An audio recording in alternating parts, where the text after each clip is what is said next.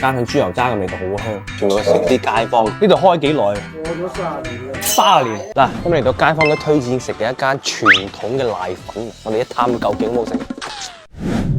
有冇位啊？冇位喎，好似。攞個瀨粉啊，攞個大嘅啦。呢度開幾耐啊？過咗30年啦。30年，哇，犀利喎！埋單啊！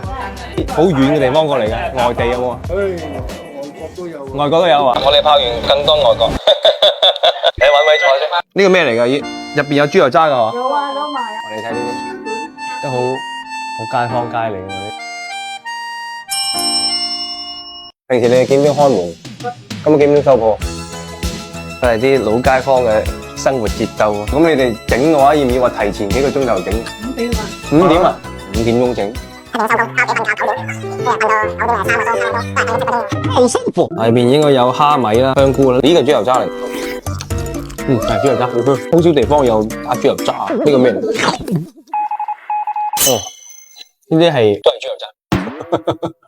個粉口感啊，唔係嗰啲太腍，都算爽口。咁啊，入面有菇啊、蝦米好鮮，湯頭底好鮮。再加上佢嘅豬油渣嘅味道，好香口。同埋一碗咁大碗，夠3個女仔食啦，我覺得。呢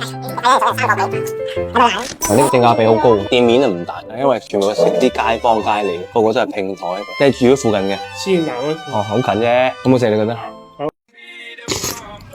好正宗嘅廣州瀨粉。細個食過啲未？我死都未食過啊！大嗰啲食過冇？